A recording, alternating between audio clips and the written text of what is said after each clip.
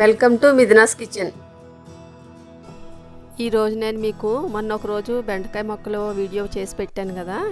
ఆ వీడియోలో చూపించినప్పుడు అవి మొగ్గతో ఉంది, అప్పుడు పూతతోటి. ఇప్పుడు అవి కాయలు కాసి పెరిగినాయి. ఇప్పుడు ఆ కాయలు కోసుకుంటున్నాం. ఇప్పుడు 4-5 కాయలు వచ్చినాయి. అవి అందులో ఫస్ట్ కాయ విత్తనాలకు ఉంచేసాను. అక్కడ కనిపిస్తుంది చూడండి పొడవుగానే, అదే ఉంచేసాను విత్తనాల కోసం అనేసి. మిగిలిన కాయలన్నీ కోస్తున్నాను. ఇప్పుడు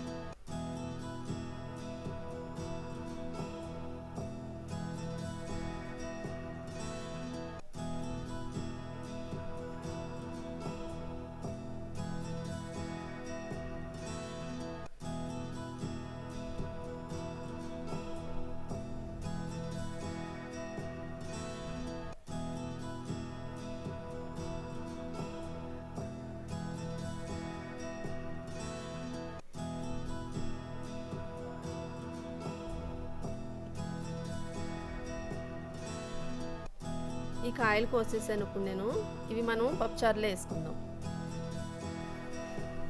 ఇప్పుడు పప్పుచారు చేసుకుందాం మనం. ఇది చిక్కబడకుండా ఇలాగ పలచగానే ఉంటుంది, చల్లారినే కూడా చాలా టేస్ట్గా ఉంటుంది. నేను సాంబార్ పొడి కూడా వేయలేదు. వేయకపోయినా సాంబార్ పొడి వేసినట్టు అదే టేస్ట్లో మంచి స్మెల్ వస్తూ గుమగుమలాడుతూ ఉంటుంది ఈ పప్పుచారు. మొత్తం అన్నం అంతా దీంతోనే తినాలనిపిస్తుంది, అంత టేస్ట్గా ఉంటుంది. ఇప్పుడు ఇది ఎలా చేయాలో ఇప్పుడు నేను మీకు చేసి చూపిస్తాను.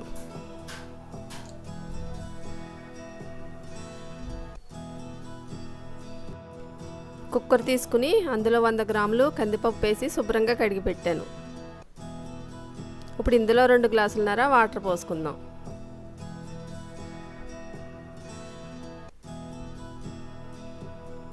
మూత పెట్టేసి 6 విజిల్స్ వచ్చే వరకు ఉడికించుకోవాలి. ఉడికిపోయింది. ఇప్పుడు మనం దీన్ని గరిటతోనే కలుపుకుందాం. మిక్సీలో వేస్తే మనం పప్పుచారు పెట్టినప్పుడు అది చిక్కగా అయిపోతుంది చల్లారేక. ఒక పెద్ద గిన్నె తీసుకున్నాను, అందులో 1 లీటర్ వాటర్ పోస్తున్నాను. ఇలా అయితే సరిగ్గా సరిపోతుంది, పప్పుచారు కరెక్ట్గా ఉంటుంది.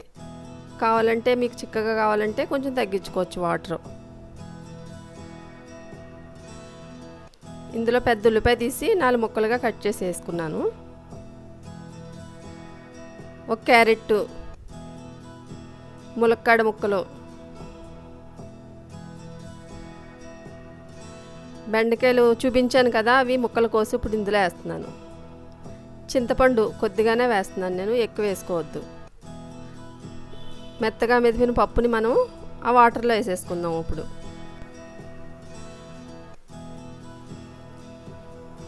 నేను ఇందులోని 2 టమాటాలు 4 పచ్చిమిర్చి చిరుకులు వేసాను. మీరు వేసుకోండి, ఆ వీడియో మిస్ అయింది. మొత్తం పప్పు అంతా మనం ఇప్పుడు ఇందులో వేసేసుకుందాం. 1 టీ స్పూన్ అల్లం వెల్లుల్లి పేస్టు, 1/2 టీ స్పూన్ ధనియాల పొడి, కొద్దిగా పసుపు, 2 టీ స్పూన్లు కారం, రుచికి తగినంత ఉప్పు, కొద్దిగా బెల్లం వేస్తున్నాను. పులుపది ఎక్కువ తక్కువ అయితే బాగుంటుంది. కొంచెం కొత్తిమీర వేసుకుని ఒకసారి బాగా కలుపుకోవాలి. ఇప్పుడు స్టవ్ అంటించి పెట్టుకుందాం పొయ్యి మీద. ఇది మళ్ళీ ఒకసారి బాగా కలుపుకొని ముక్కలు మెత్తగా అయ్యే వరకు మరిగించుకోవాలి పప్పుచారుని.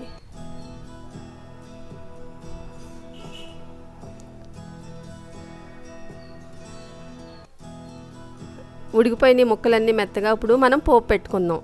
స్టవ్ వెలిగించి ప్యాన్ పెట్టుకుని 2 టేబుల్ స్పూన్లు ఆయిల్ వేసుకోవాలి. 1 టీ స్పూన్ ఆవాలు, అవి కొద్దిగా చిటపట్లాడనివ్వాలి. 1/2 టీ స్పూన్ జీలకర్ర, 10 వెల్లుల్లి రేకలు తీసుకుని చితక్కొట్టుకుని వేసుకోవాలి. ఇవి ఒకసారి బాగా వేయించుకుందాం. ఎండుమిరపకాయ ముక్కలు, కొద్దిగా కరివేపాకు వేసుకుని పోపు అంతా సిమ్లో పెట్టుకుని బాగా వేయించుకోవాలి. నేను ఇంగ వేయట్లేదు, మీకు ఇంగో కావాలంటే ఇంగో వేసుకోవచ్చు. పోపు వేగిపోయింది. ఇప్పుడు మనం ఈ పప్పుచారులో వేసేసుకుందాం. వేసుకుని పోపు అంతా ఒకసారి బాగా కలుపుకోవాలి.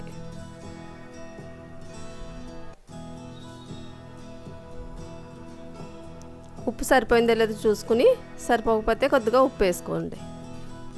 కొంచెం కొత్తిమీర వేసుకుందాం. పప్పుచారు రెడీ అయిపోయింది. మీరు ట్రై చేసి చూడండి. నచ్చితే నా ఛానల్ని లైక్ చేయండి, షేర్ చేయండి, సబ్స్క్రైబ్ చేయండి.